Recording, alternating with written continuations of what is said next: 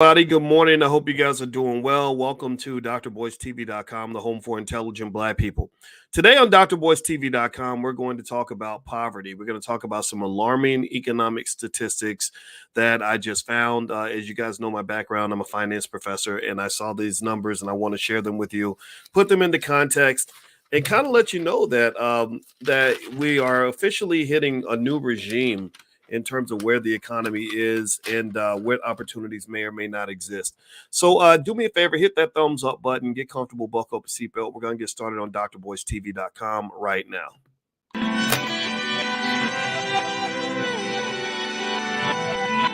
Here we are, clan the isms, cataclysm, great.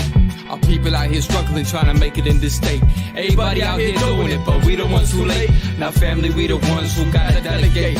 Get that money in the power, never be fake. Stick to cosign for 3. What did he say?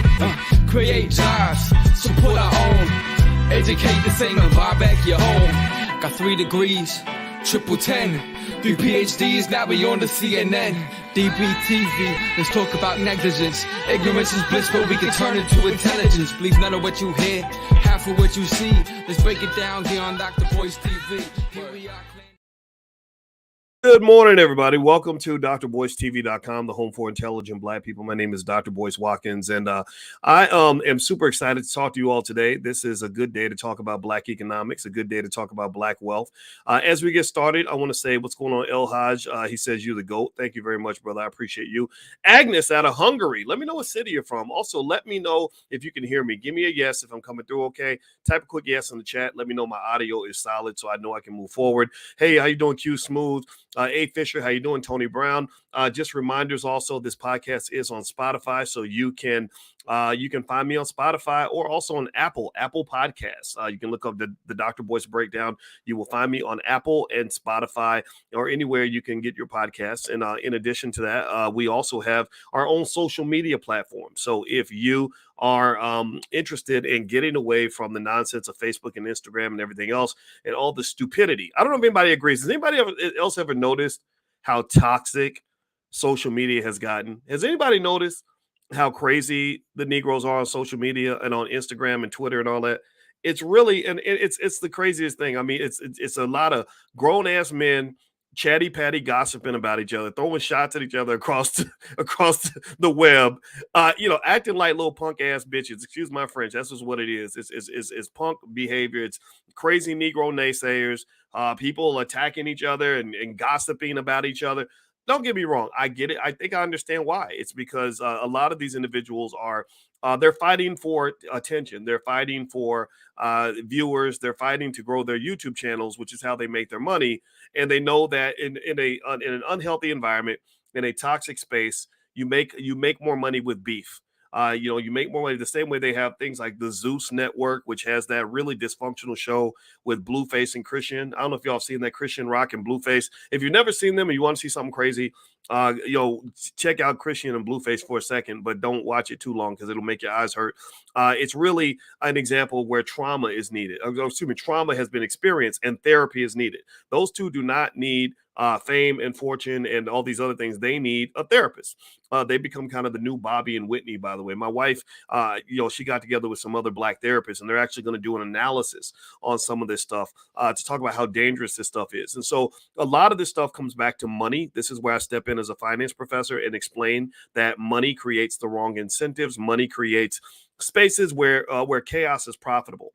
And so chaos isn't just profitable in terms of a lot of what you see on reality TV. Chaos is also profitable on the internet. That's why if you go to some YouTube channels, you'll literally see people that are just throwing shots at other people. Every video, he's this, he's a fraud, he's a scammer, he's a bad person, he slept with his wife, he's a dog. Look at what he did. He talked shit about her, right? And it's fine, things happen or whatever, but I don't really know as a community where we go from that, right? So I'm gonna tell you like this.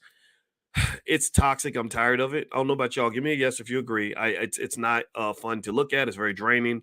I know, sometimes people throw shots at me. I don't watch any of the videos about me. I just don't. I see every now and then I'll see a thumbnail, but I quickly get rid of the channel because that's not good energy to let into your spirit.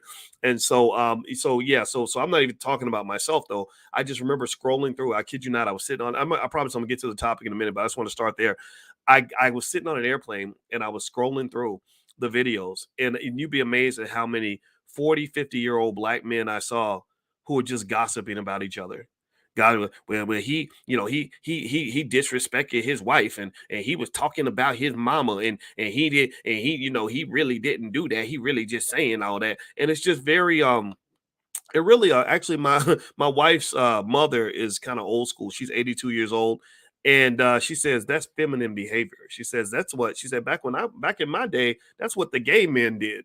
She said that's not what masculine men do. Masculine men don't sit up and take a bath in another man's business. Give me a yes if you understand where I'm coming from on this. Masculine men don't sit around and just bathe in another man's situation. Masculine men are supposed to be handling their situation. And not to say that the women aren't doing their toxic thing too. There are plenty of toxic women online as well. But I just remember seeing the men, and I say, gosh, these guys could be great leaders. They could be doing great stuff, great work. They could be unifying. They could be building. They could be working together. They could be collaborating. But instead of doing all that, they're just gossiping. And the reason that this happens is because that's what makes money online. So if you ever see somebody and you're like, why do you keep throwing shots? Why are you always attacking everybody? Why are you always trying to fight people? Well, it's because they'll get that 50,000, 60,000, 80,000 views. And in my part of it, sure. And putting my name in a video is gonna guarantee you 30, 40, 50,000 views. And I know how much money people make from that video. So I totally get it because I'm a finance guy. But at the same time, I ask us at some point, who else is tired of the nonsense? If you agree and you're tired of the nonsense, that's why we created our own social media platform. It's part of the Mighty Network.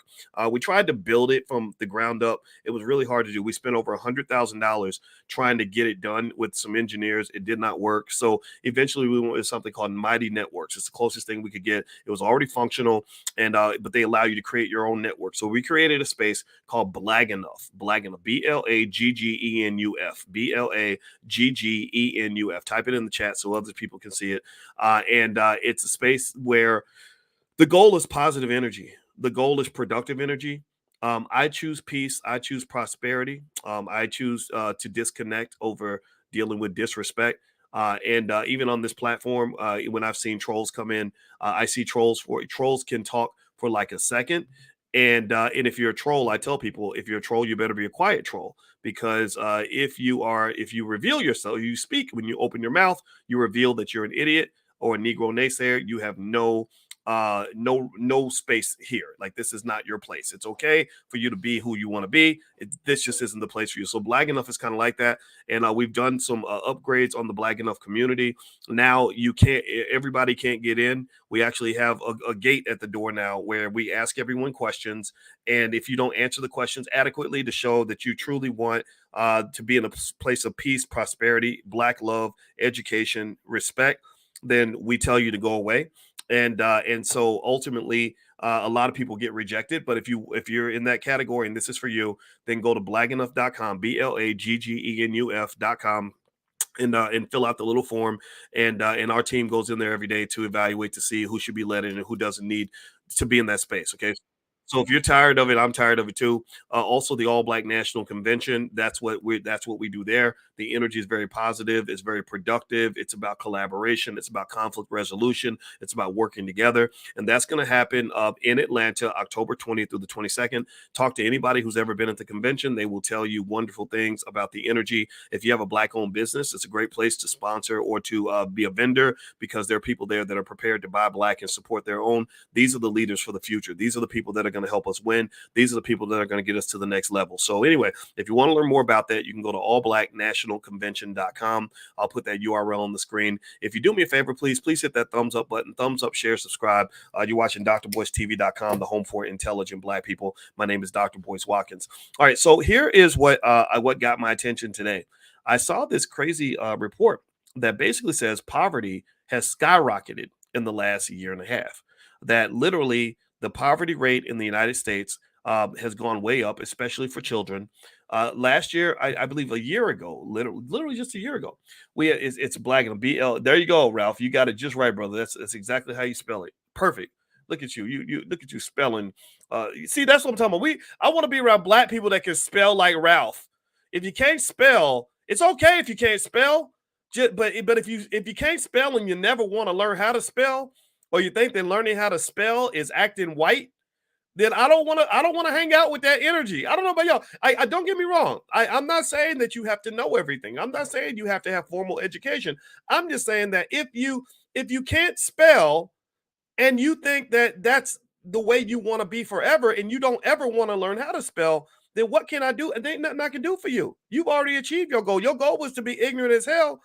Well, you congratulations, you've hit the finish line. So I'm not your guy if you don't want to grow. If you are a need to grow, not a need grow, a need to grow, and you don't want to grow, then that doesn't. Then we're not. Why would you even waste your time trying to hang out in this space anyway? It's not even. It's not good for you. It's like somebody wants to go to McDonald's. You shouldn't be hanging out at the vegan spot if you want a Whopper. Or a Big Mac. Go to McDonald's. That's across the street. It's all right. It's okay. We're not going to judge you. Just get your ass up out of here. Anyway, let me keep going. Let me stop. All right. So anyway, here is where we are right now with poverty. Basically, you have a situation where child poverty has skyrocketed. It hit a record low a year ago of 5.2%. It's now gone up. It's more than double to about, I want to say 12.4%. I believe that was the number I saw. And also, overall poverty has gone up. More Americans are in poverty right now than there were in the last several years.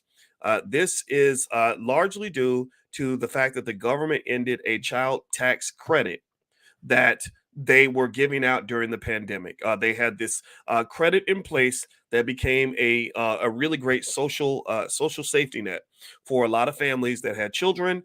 And so that stuff was ended. I think Congress chose not to renew it last year, and now it's had an impact on people's income and their economic situation. Also, according to NPR, here's what they wrote about the child poverty situation. They said that the child poverty rate has risen dramatically in the year since pandemic benefits ran out. The child poverty rate has more than doubled, according to the U.S. Census Bureau. Let me scroll down. In 2021, Congress increased the amount of the credit as part of the American Rescue Plan and expanded eligibility to include millions of more low-income families, says Sharon Parrott, president of the Center on Budget and Policy Priorities. They say it was a big factor in initially reducing the poverty rate. We sometimes talk about the child tax credit as being an upside down policy. That's because the children who need it the most get the least, while higher income children get it more. Parrott says that means when the pandemic relief ended, millions of families lost out on this credit because their kids because they didn't make enough money. What? That sounds weird. But married couples making hundreds of thousands of dollars a year do get a full child tax credit of $2,000 per child. While this might sound upside down, the credit is an income-based benefit. So the more you make, the more you get. Is anybody else confused by that? By the way, the site, I'm gonna spell Black enough again while you let me know if that was as confusing to you as it was to me. The site, I'm gonna spell one more time. It's BLAGG. That's 2 G's. Somebody type it in there in the chat, especially on TikTok. If somebody can type it in, I appreciate it. BLAGGENUF.com. BLAGGENUF. F as in Frank.com. All right. So is anybody else confused by that? So they have this credit where you get more money if you make more money. I'd like to talk to the stupid politician who thought that made sense. But it really it's very consistent with how money was allocated during the pandemic. It was allocated.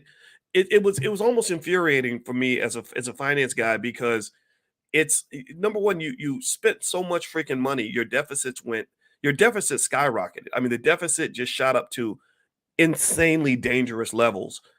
Why? Well, because you're pumping all this money into the economy to try to save the economy, right? Because we have the pandemic. Makes sense, right? But you didn't think about where you targeted that money. You just threw it out there. You just made it rain like somebody in a strip club just throwing money in the air and letting everybody, whoever grabs it, grabs it.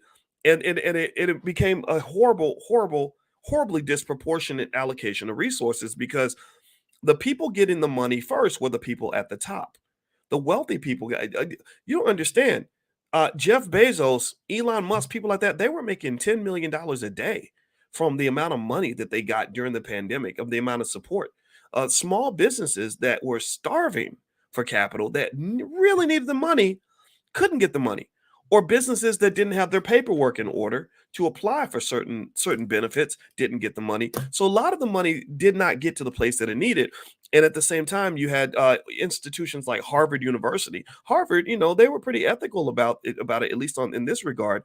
They got a check for $15 million, and they sent it back. They said, we didn't ask for this money, you just put it in our account, assuming that we're struggling in the pandemic like everybody else. And they said, no, we're not struggling, we're Harvard, our endowment's 40-50 billion dollars, we're going to be all right. And so this speaks to the sheer incompetence of many of your political leaders. I don't care if you are a Biden supporter, I don't care if you are a Trump supporter, it doesn't matter to me. Your leadership is horrifically incompetent. And so this is weird. I don't get that. So the more money you make, the bigger tax credit you get for your kids. Okay. All right. Well, let's start right there. If you're making $100,000 a year, can we at least agree that if you make $100,000 a year, you don't need some sort of child tax credit as if you're in poverty? Can we at least agree on that? I mean, or is that being too radical? All right, so let's see here. They said, so when the tax credit ended, surveys found many parents had trouble paying bills and covering basic expenses like rent and groceries. Jackson, who lobbies for foster parents, says she's been doing okay. With inflation driving up prices, though, she feels worse off in some ways than at the height of the pandemic. Honestly, I think the child tax credit would help us right now more than ever because everything is doubled. So they're pushing to revive the child tax credit. So it looks like the NPR article I'm reading is kind of sort of leaning in that direction. Now, I'm scrolling down. One other thing they mentioned that's really interesting is they said median household income fell, outpaced by inflation. So that means inflation outpaced the growth in income, right? The way you ideally are supposed to have it is, as inflation grows, as the cost of living grows, your income is supposed to grow with the cost of living, right? Makes sense. That's common sense. That did not happen. That rarely happens in America. This is why it's very important for all B1 people. I'm sending out the red alert, and I've been sending it out for about 15 years. B1 people have to make sure that you put your child in an economic position where they're not depending on salary and wages to keep up with inflation, because corporations don't have to do that. They're not designed to do that. They're not going to do that. The only way you can keep up with the rate of inflation in your income level is if you are able to benefit from what they call asset inflation. Asset inflation is a type of inflation that occurs when the cost of living goes up, the value of financial assets go up, right? As the cost of living goes up, the value of the stock market goes up. As the cost of living goes up, the value of real estate goes up. So you want to make sure that your child is in a position, and you yourself too. A lot of y'all still young enough to make your moves and get your things done, but your kids and your grandkids are in a position where their income is going to be connected, or in statistics, we call that correlation, right? That you want their income to be correlated or tethered to or connected to the rise of the inflation rate. Because remember, we act like inflation is bad for everybody. We live under the assumption that everybody gets hurt when inflation exists. No, everybody does not get hurt when inflation exists. Some people get hurt, some people benefit. Right? In inflation, there are people that love inflation. There are people that really think about this. The powers that be, really, if they wanted to, they could create, the Federal Reserve could create an economy that had no inflation at all, where the price of everything remained pretty flat. If they manipulated monetary policy in a certain way, they could have no inflation at all. But they like a little bit of inflation because that connects to various forms of economic growth, which tends to accrue to those people at the top. And I'm talking about people that own assets, mainly people that invest in the stock market. So you can get in this category by simply committing yourself to policies where you consistently invest in the stock market, so that as that inflation occurs and corporations get their piece of the pie, they're grabbing money on your behalf. In fact, this is something I've never said before. I just realized this came to me. Sometimes God just sends me stuff. Like literally, I've been doing this for 30 years, but every single year, every single day, I see things in a different way. And one thing that I'm thinking here is in politics, I'm closing my eyes because I'm trying to really shape this idea, because it's never come out of my mouth before, because I never saw it before. But basically, if you think about it like this, when you vote for a politician, what you're really grabbing on is you're grabbing on to a representative, right? You have this person that is kind of your champion theoretically. They're supposed to be a person that goes to Washington on your behalf, makes things happen, and then you benefit. The benefits trickle down, right? Give me a yes for following the analogy. Well, this does not happen, right? Because you're unfortunately your politician gets distracted and they get to serving other people besides you, and that's what's wrong with America. That's why America's broken. This doesn't just happen to Black people. This happens to white people too, Asian people, Latino people. This is one of the reasons, honestly, I believe why a lot of Asian people don't even care that much about voting. They don't vote very very much, but their income levels are higher than yours. If you look at Dr. Claude Anderson's charts on income levels, Asians are typically at the highest, but they don't really care as much about voting. You've been led to believe that voting is the solution to everything, and that's because there are people who benefit financially from the consistent manipulation of you as a particular voting bloc. Okay, that's just the reality. That's what I see. And even the Jewish community, if they depended on voting to maintain the massive amount of power that they have, they would have no power. The Jewish community's power comes to the fact that they have this powerful thing called dollar bills, and they allocate these dollar bills in a way that is disproportionate to their numbers in the population. They're only about 2.5 to 3% of the population, but yet their power is massive. They have the ability to shut down Kanye West. They have the ability to like literally J.P. Morgan. I was on the phone consistently with Kanye, and I saw the letter that his accountant showed me that said J.P. Morgan was basically telling him, you need to take your money out of our bank by Tuesday, or we're going to send you a check to tell you that we don't want your money here, right? And so this is a reflection of that massive economic power that they have. They really have this power, right? Well, they didn't get this power by voting. They got this power by using money, because they understand a reality that a lot of us don't get. The reality that I think that they understand, that I would like for us to understand, is that you don't really live in a democracy. Okay, you don't live in a democracy. You live in a capitalist society. You live in a capitalist society that disguises itself as a democracy, and so the money drives everything. It's not the politics. It's not the democracy. It's not the equality. It's not the fairness. It's not the diversity. All those things are just nice little words they use to make you feel better. It's the money. The money drives everything, right? So the Jewish community, I give them a shout out for the fact that they understand that, and they know that if I'm one guy and I've got the money that the same amount of money as 100 other people, then me by myself, I'm going to have the same power as those 100 people all combined, right? So if I'm 2.3% of the population, I'm not leaning on getting enough votes to have power. I'm going to lean toward getting enough money, because we can have a disproportionate amount of money per person, which gives us a disproportionate amount of power. Give me a yes if you follow that analogy. Now, I'm not even done with this. I told you guys I was framing a new thought that I've never shared anywhere else before. I don't really plan exactly what I'm going to say. Even when I give speeches, I've never given the same speech twice, because every year God reframes the ideas so I can express them a little more accurately. And I like that feeling. It feels comfortable for me. So here's the basic idea I want to share with you. The same way you expect a politician to represent you and represent your interest and to be your champion, and they don't do it. Well, I think that maybe you should also think about when you buy shares of stock, that corporation that you invest in, they become a little bit more of your champion than your politician will. What does that mean? What does that mean, boys? So let me explain. If I am a shareholder in Nvidia or Apple or Google, do you think that Apple or Google or Nvidia are ever going to forget how to make money? Yes or no? Yes or no? Do you think that Apple, Google, or Nvidia, do you think there's ever going to be an economy where Apple, Google, and Nvidia become victims of the economy and start getting financially screwed and can't find a way to make a dollar? Yes or no? What do you think? Do you think Nvidia? Seriously? I mean, if I tie my economic fate to Microsoft, you think Microsoft is ever going to be like, man, it's hard out here for a black man, dog. I can't get nothing. They done changed the economy and we can't get ahead. It's too hard out here. You think Microsoft is ever going to be just getting kicked around, and not able to like generate money for their shareholders to the tunes of billions and billions of dollars? Some of these companies make hundreds of billions, over $100 billion a year, right? Amazon, you think Amazon's going to forget how to make money? Yes or no? Well, so here's what I'm saying. The same way you vote for a politician and you believe falsely, I think, honestly, falsely, that this politician is your champion, they're going to represent your interest, that their fate is going to be connected to your fate. I think that it makes more sense to think about that as a shareholder. And instead of just focusing on the political democracy that exists in the society, there is also a financial democratization that I encourage you to pay attention to. And what do I mean by that? Well, we don't live in a society. One good thing about America, America ain't perfect by a stretch. If you ever want to know how imperfect America is, just travel to other countries. I went to Europe with my girls this summer. It's a whole different world. I mean, you talk about a peaceful society, healthy society, all that, so much better. I'm just telling you the truth. I didn't see hardly any home. I went to Iceland, didn't see a single homeless person in Iceland. I go to Seattle, you're stepping over homeless people everywhere. It's crazy. It's terrible, right?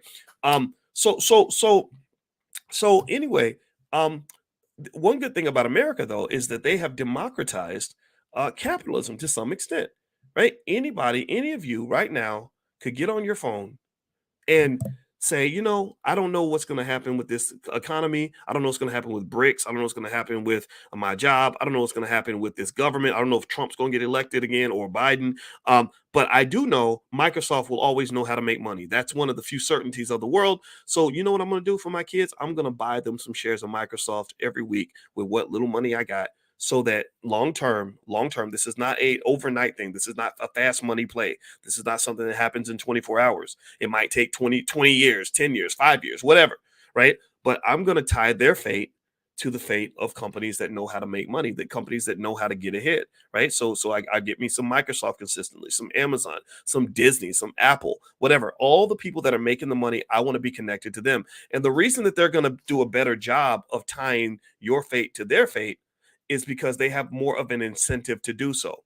They have more of a stronger connection to their fiduciary responsibility to represent you, because they have to do this by law. The job of the company CEO is simple. It is to maximize shareholder wealth. You are the shareholder. They work for you. You are their boss. So effectively, their number one job is to make sure that you're good financially. That is the only criteria they will be measured on. If they do not succeed in that goal, they will be fired. Imagine this. Imagine this. Imagine if every politician that didn't represent their constituents got fired from their job immediately. Imagine if politicians got removed every time you had failing schools in Chicago. Imagine if politicians got removed every time you had black neighborhoods where there was an excessive amount of violence. Imagine politicians got removed every time the black unemployment rate got higher than it's supposed to be, right? That's the kind of world you live in the world of economics. So again, it's not to say that this capitalist system is perfect. It's not by any stretch. It's sometimes it can be exploitative, but it tends to hurt you the worst if you're not participating in the game. So what I would say to you, if you want to consider an alternative strategy, get yourself in the game. Get in the game. Don't just sit on the outside complaining and all this other stuff. This is what they train us to do. Like, oh, you're black, you can't participate. Who said I can't participate? Who said I can't? My man Reginald Williams, one of the greatest black economic thinkers of all time. If your child doesn't know about Reginald Williams, go look him up. He wrote a book called Why Should White Guys Have All the Fun? So I'd say, why should white people have all the fun? Why should rich people have all the fun?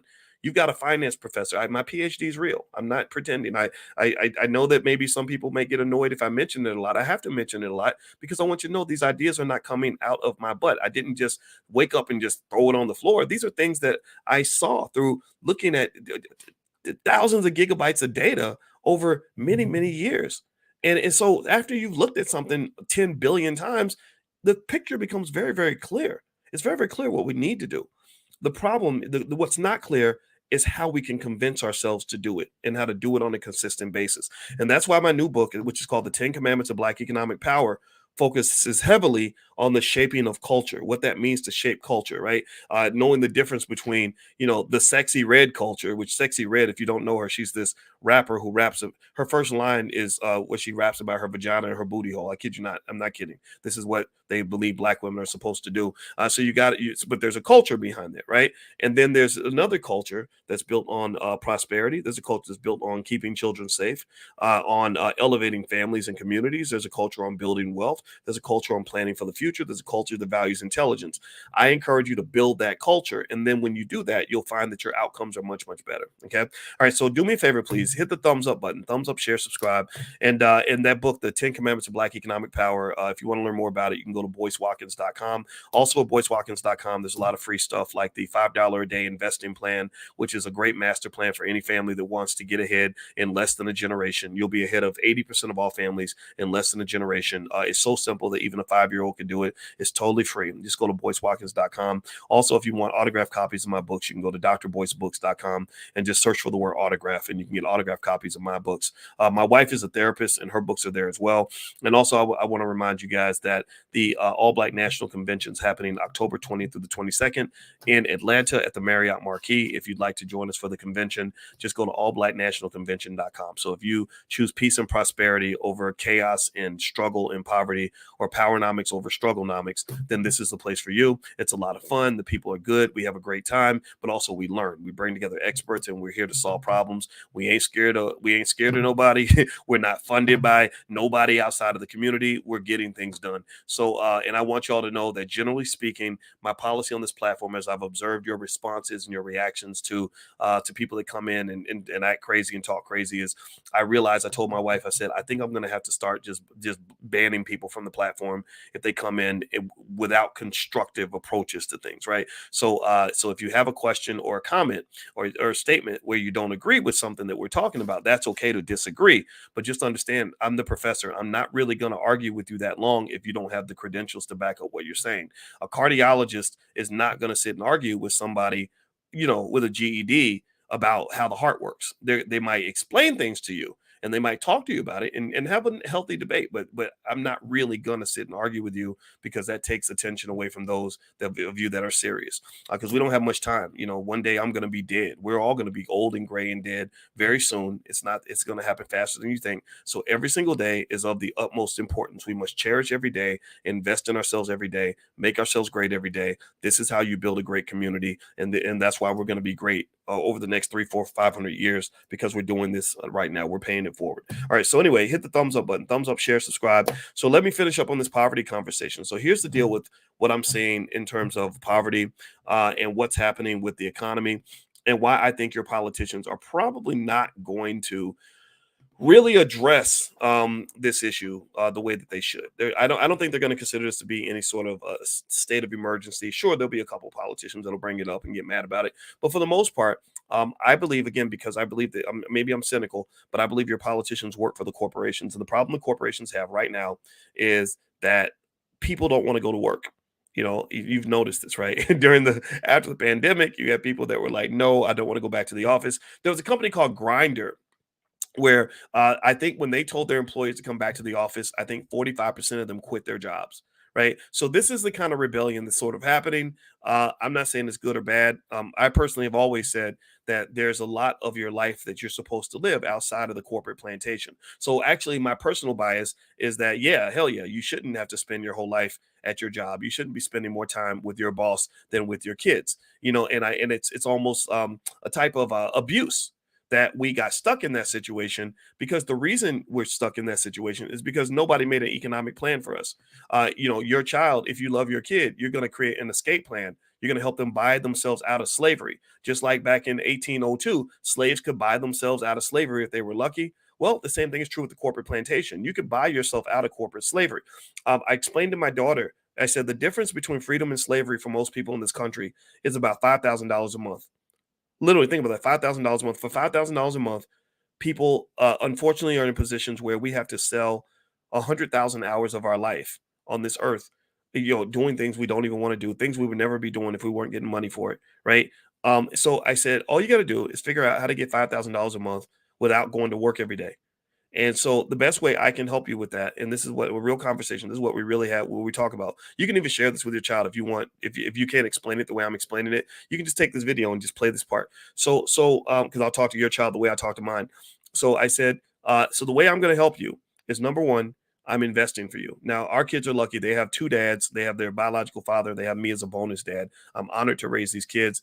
It's a mutual benefit because they come work for me and they help me run my bookstore. If you buy a book from me, it'll be one of my kids that'll be shipping the book to you, right? So having them work for me allows me to mentor them and to teach them while we're working, right? And they also get exposure to all these ideas without me having to preach it to them. They hear me doing my podcast while they're working. They see the books that they're shipping out. They see what people are saying. And so they naturally become part of the B1 movement without me ever telling them to join the B1 movement. That's one little persuasion tactic that we use with the kids, because you know how kids are. Kids, if you tell them to do something, they don't want to do it. Y'all know what I'm talking about. I'm sure a lot of y'all got kids. So So what I told her is I said, the best way I can help you to prepare for the future and to overcome the $5,000 a month problem is number one, we're investing for you, right? We got stocks that we own. They're growing. By the time you get to a certain age, we'll give you access to some of that money. Your dads and your mom, all of us will be in a position where we can kind of be a bank for you to give you that financial security. So you'll never be destitute. You'll never be homeless, whatever. This is what family is supposed to do. This is how we're structuring this family. Me, mama, daddy, grandma, everybody is working together to make sure you're protected and that you have the same backing that you would have if you were a wealthy white person. Okay. Unfortunately, think about it. Think about how many of our people go out into the world with no support, nobody backing them up, no security, no nothing. That's very traumatic, very traumatic. We've discussed this, in the Black Business School, where we created the first ever Black financial therapy department. We talk about how a lot of the things you think are normal are really traumatic, are abusive. It's trauma. It's not normal to be scared all the time. It's not normal to be in a position where no one is there to support you. Okay, so that's the first thing. Is I say, look, we got resources. We're saving and investing just so you can have a safe future. But we're not going to give you everything, right? We're not going to curse you by giving you, by spoiling you, right? Because if you spoil, that's why you have rich kids that end up, getting on drugs and killing themselves, because you've taken all the fun out of life. Part of the joy of life, part of the growth of life is struggling and growing, but you want them to struggle in a controlled environment, right? You don't want them struggling like Cardi B had to struggle. Cardi B had to struggle, so she became a hooker and a stripper in order to get by. I don't want my child to be a hooker and a stripper. I don't want my child in that kind of struggle. I want my child to be in a situation where they know that if worse comes to worse, they can call somebody and they'll come through for them, right? So that's the other part of it, right? But then the last piece of it is, I'm going to show you again, another way I'm going to help you prepare is we're going to talk about all the different ways to make money. We're going to talk about what rich people do that's different from what poor people do. We're going to talk about how people go from being poor to rich. We're going to talk about ownership of assets, ownership of businesses, ownership of stocks, what we call the holy trinity of building wealth. The three pillars of wealth pretty much are, real estate, stock and bond markets, and entrepreneurship, right? So I would encourage you to have conversations like this with your kids to help them solve what I consider to be the $5,000 a month problem, so they can buy themselves out of slavery early and then truly live their best life, truly actualize, truly enjoy their lives. Because what you're seeing with the pandemic, the reason people don't want to go to work, and I can see this, this is me just being an armchair psychologist, is that when you give any animal, humans or any other animal, a taste of freedom, they don't want to go back to slavery. Like freedom in any animal, take a dog that's been locked up for years and then let him have a couple days out in the wild where he can run around and be free and go and chase women and get food and all that. Like that dog, and then see if he want to come back and get in that cage. No, he ain't gonna get back in the cage. Or look at people that, when you ever see somebody, these movies where somebody gets out of jail and then they like the police catch them, they're like, I'm not going back, right? Because once you get that taste of freedom, you get that next level. It's like when you slept with somebody for the first time, you had some good sex, you like, man, I don't know how I was living before that experience. Like that experience takes you to a different level. Let's just say that I don't want to get too weird because it's morning. I won't be having too much of a grown-up conversation because some of y'all got kids, so I apologize for that. But seriously, there are some experiences that you have. Once you have that experience, you don't want to go back to whatever life you had before that experience. So people in the pandemic got a taste of freedom, and they're like, wow, I get to stay home all day. I can sleep in. I can spend time with my kids. I can go to the movies. I can call my mama. I can do all this stuff that I could not do when I was at my job. Now people don't want to go back. It's normal to not want to go back. That's I'm not, and I was saying that for you. If you go back and watch content I was doing in 2012, I was saying, like, you guys don't know, when you don't have to work, that's when you really start to find yourself and you start to realize how many things are happening in the world that you're missing because you're at your job all day. Like, it reminds me when I was little and I got sick and I stayed home from school and I was watching all the TV shows that came on during the day, and I was watching the Jeffersons, and I was like, man, all this stuff is happening while I'm sitting at school all day. This is pretty cool. So the same thing happens when you go to work. Work, to some extent, getting up and going to work every day is just a continuation of school. I think school is just preparation for that next stage of getting up and going to work, right? So I would encourage you to try to find some way to unplug and disconnect. And it's really important if you're Black because when you're Black and you sort of get the Negro package, the Negro brainwashing package, it's really designed to commodify you and put you into the system in a way that leads to your exploitation. Whereas if you'd been born in a wealthy family, like say a Rockefeller or a Kennedy or something like that, they would raise you in a completely different way. They wouldn't be teaching you to go work for people. They wouldn't be teaching you to go in debt. They wouldn't be teaching you to follow the crowd. They'd be preparing you for leadership, grooming you to be in a position where you're calling more of the shots, where you have the wealth, where you have the access, and you have the power. So that's my 2 cents. That's what I believe, and I'm sticking to it. All right, guys. So I'm gonna get on out of here. Do me a favor, hit that thumbs up button, thumbs up, share, subscribe. My name is Dr. Boyce Watkins. My new book is called The 10 Commandments of Black Economic Power. Also, if you're interested in checking out the Black Business School, where we've helped hundreds of thousands of people, we have about 160,000 students in the Black Business School now. A lot of them are on plans that are cheap or free. And we're better than college. Our surveys have proven this. We've surveyed our students, and they learn more from us for free than they learned in college, even when they spent $100,000 in college and they have student loan debt. We're very good at what we do. We're doing some new projects right now with Dr. Christina Parks because we're doing some things related to health. We have some summits coming up. One of them is the event I just did in Los Angeles on brand building and content monetization, things like that. Basically how I built my platform. So I'm going to do a training on that. We're going to do a discount though, so don't sign up now. So if you want to get access to all this, one thing you could do is you can go to blackmoney101.com to sort of take a look and begin that journey. Also, if you want to get notified when we do the discounts, things like that, just text the word stock to 31996. And also if you text stock to 31996, I'll send you the $5 a day plan. I'll also send you a training on how to make money without working, things like that. And last but not least, our new social media platform is called Blaggenuf, Blagggenuf, Blagggenuf. And so if that's a space for, if you're a person that chooses peace and prosperity over chaos and confusion and poverty and the crazy mentality that we're seeing online, this is a good space to be in. That's what we're looking for. So you have to apply. When you go to Blaggenuf, it's free to get in, but you have to fill out the form. And if you if it makes sense to us, we'll let you in. If you're not there for good reasons, then we don't want people like that in there. And we hope also once you get in, that you're just respectful to the other members, because unfortunately we will remove people that are disrupting what we're trying to do. Because again, I told you the internet is a horribly toxic place. I'm starting to see that more and more. I want us to be able to be in spaces where we can just connect and build and grow. All right. So the URL is right there on the screen. Feel free to do that. Also, once you become a member, you can invite other members. And one cool thing that it does, that allows you to connect with others, is there's a button you can hit to find other members that live in your area, and it'll tell you how many miles they live from your house. So that's a little benefit that you may want to take a look at once you log in. All right, guys. Well, have a great day. God bless you. Thank you so much for listening, and I look forward to talking to you soon. Take care now. Peace.